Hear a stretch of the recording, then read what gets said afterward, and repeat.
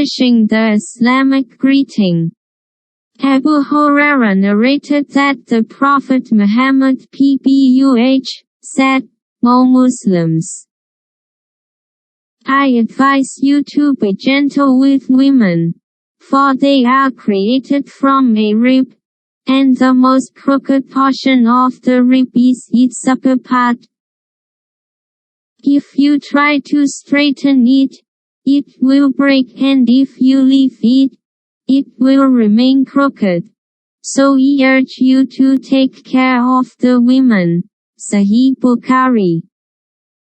Allah commanded Adam to dwell in paradise. O Adam, dwell you and your wife in the paradise, and eat both of you freely with pleasure and delight of things therein as wherever you will.